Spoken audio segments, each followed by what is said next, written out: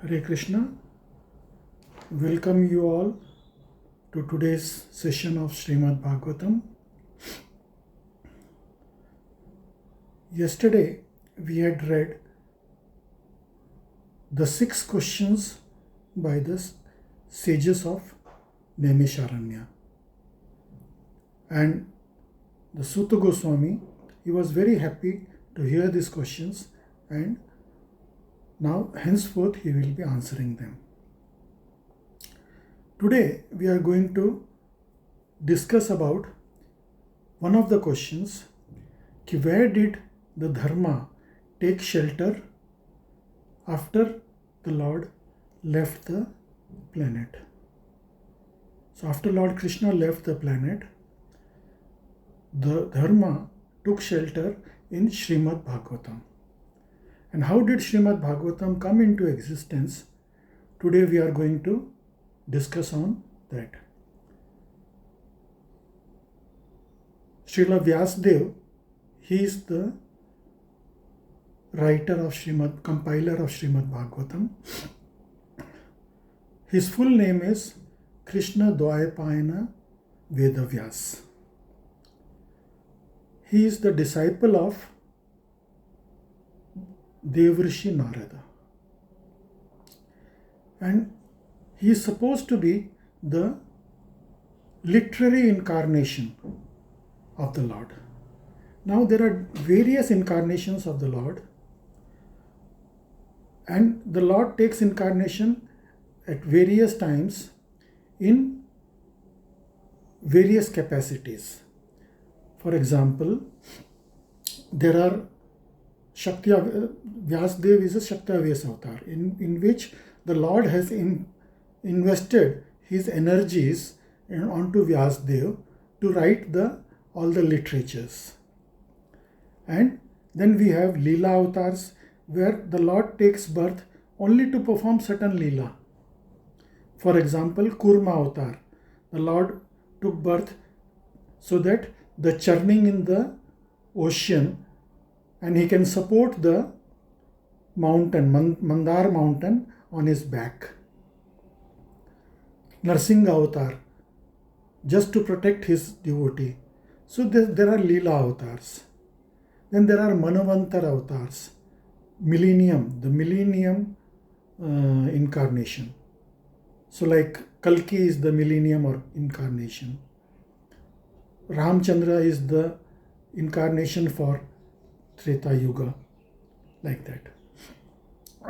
So there are innumerable incarnations, there are innumerable ways the Lord takes birth, the Lord incarnates. Now it is like, it's not right to say take birth, but yeah, we say it this way, but actually the Lord incarnates.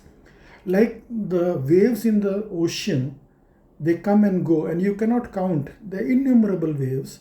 Like that, the Lord's Leela is innumerable, and we cannot count that. We cannot describe all of them.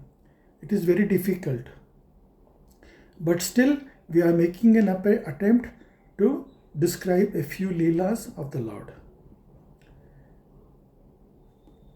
as according to our capacity.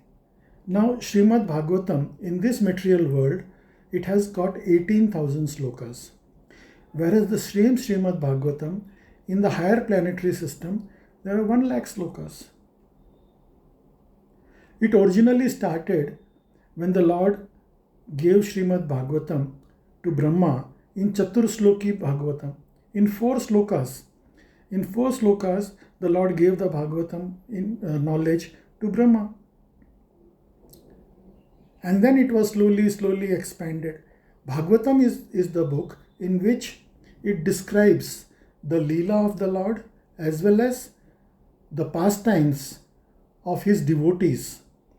So whatever worship we do for the Lord, bhakti we do for the Lord, is we can do the same to his devotees, because the devotees are very dear to the Lord and they carry the Lord in their heart. So the Lord says, you better be the devotee of my devotee. He is very happy with that. Now, Srila Vyasadeva was so intelligent that he knew that in the Kali Yuga, people will be less intelligent and they will not understand the scriptures properly. Now, somebody may take objection ki why I am saying less intelligent. The memory power is very low. Now, even if you have to remember the telephone numbers of your family, you would not remember. In earlier days, when we had landline, you would remember so many telephone numbers, right? But nowadays, we don't remember them. Even to remember the number of, suppose I have to remember the number of my son, I have to look into my mobile and find out, oh, what is his number? So, this is the status of memory in Kali Yuga. So, Vyasadeva thought it is very difficult for people to understand the Vedas. Earlier they were Shrutidharas. Shrutidhara means they used to memorize the whole Veda. They used to recite the whole Vedas. But Vyasadeva assimilated that it is very difficult. So what he did was, he divided the Vedas into 4. Rig Veda, Sham Veda, Yajur Veda and Atharva Veda. So he divided them. And he entrusted each of these Vedas to his various disciples. And then he was not satisfied with that, because he wanted to have a connection between the Vedas. So then he wrote the Vedanta Sutra. Like you have in examination, you have the examination guide. For your studies, you have an examination guide, right? So this kind of guide, they help you in understanding the subject more nicely. So to explain the subject more nicely, he wrote the Vedanta Sutra. Now, can you imagine a book starting with the first word, therefore? A book would never start with a word, therefore. But the Vedanta Sutra starts, Athato Brahma Jigyasa. Therefore, that means people tried so many things and they were not satisfied. So ultimately, therefore, they went into inquiry about the Supreme Lord. So that is the final, that we have to inquire about the Supreme. That is our duty. So Vyasadeva, he wrote the Vedanta Sutra.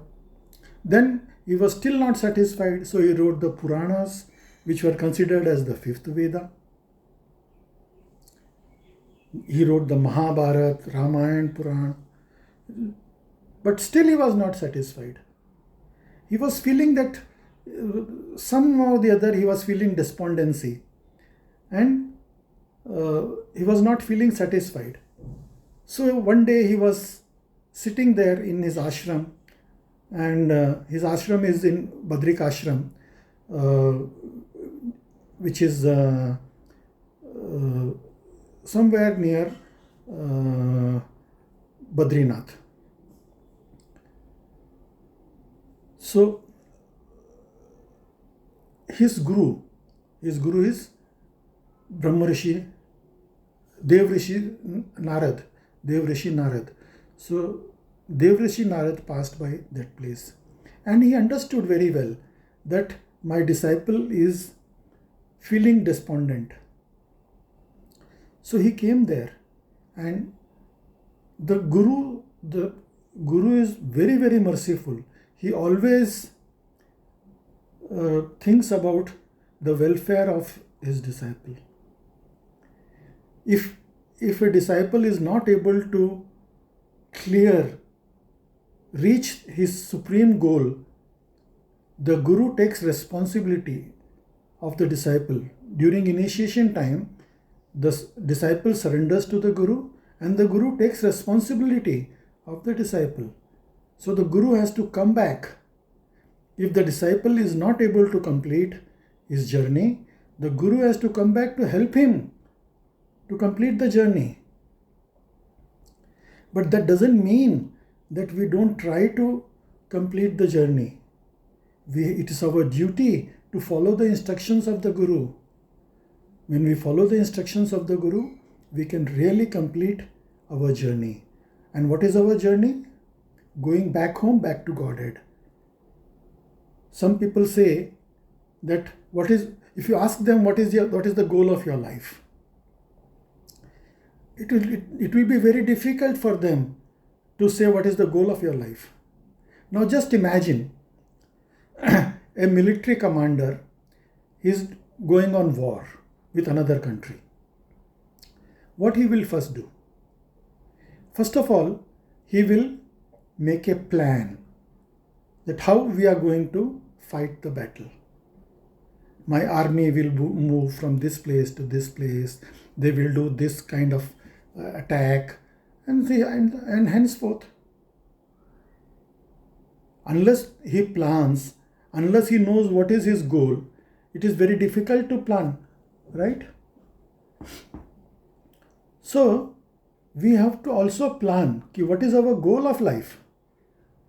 Our goal of life is to go back home, back to Godhead, where we originally belong. Our goal is not to enjoy in this material world, because that is temporary. Today you may enjoy certain things. Tomorrow the same thing you will feel, oh, this is nonsense. Today you may feel, I want to go to the heavenly planets, but that is temporary. When your punya gets finished, like you have a bank balance, you have money, you go to a foreign country to travel and for tourism, and if your money is over, what you will do? You'll have to come back. When your visa is over, what you'll have to do? You have to come back to your country. You have to come back home. So similarly, when you go to the heavenly planets, agreed that there is more enjoyment than the material world, but still, when your visa is over, when your punya is over, the money is over, you have to come back to this material world. They will throw you out from there and you have to take birth again. And there are 84 lakh species of different living beings. Now you don't know in which species you are going to come back again. The only way to liberation is taking birth in the human form of life. This is the only way, only road to get liberation. Even the demigods, the devatas, they thrive to become human beings so that they can, because this is here, the human life is the gate to liberation. The gate is here, so you have to come to the gate to go out, right? So you have to make your goal. Your goal is go home, back to Godhead. So Srila Vyasadeva, he was feeling despondent, and his guru Srila Brahma Rishi, Dev Rishi Narad, he came there and very mercifully he said, why are you feeling so despondent? You have written so many literatures. Vyasadeva said, Gurudev, I am not satisfied. I have written so many things, but still I am not satisfied. So then what Narad Rishi said? He said, you have not glorified the Lord. In the Vedas, there are only different fruitive actions. In the Puranas, it's all knowledge. But you have not glorified the Lord. Unless you glorify the Lord, you won't feel happy. The duty of the part, we are all parts and parcel of the Lord. Ishvara Jiva Ansa Abhinashi. So we are all parts and parcel of the Lord. So, unless we glorify the Lord, unless we serve the Lord, bhakti means devotional service. Bhakti doesn't mean that just dancing and doing some kirtan. No, bhakti means devotional service. Whatever service we perform to the Lord, that is devotional service. And what is that devotional service? That is very easy. Devotional service, performing devotional service is very easy.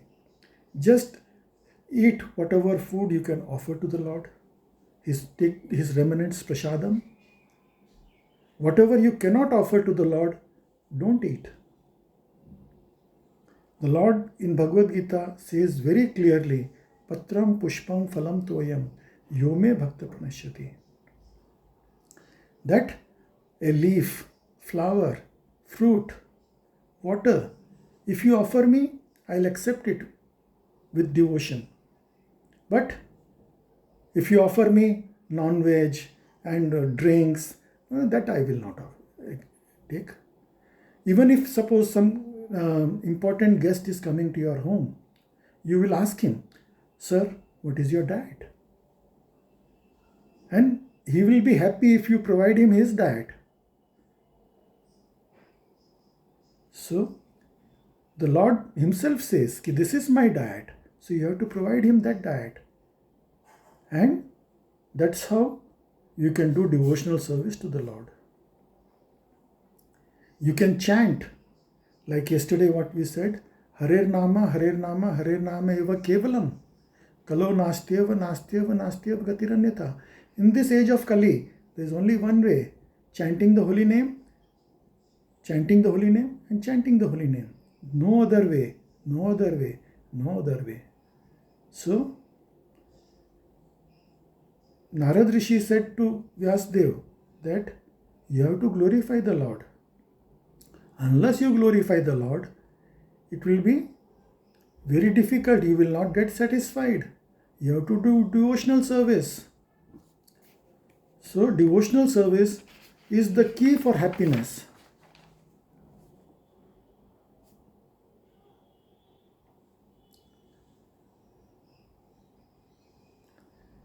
And then Vyasadeva was inspired by Narad Rishi to compile Shrimad Bhagavatam. And then Narad Rishi in the next chapter, tomorrow we are going to discuss that how Narad Rishi, he was the son of a maid servant, humble maid servant, and he became Dev Rishi Narad, the great devotee of the Lord. How? That we are going to discuss tomorrow. So, if you have any questions, comments, or any suggestions, you can write to me on my WhatsApp and we will discuss that on the next day. A response is guaranteed. Please approach me with your questions. You can note down my telephone number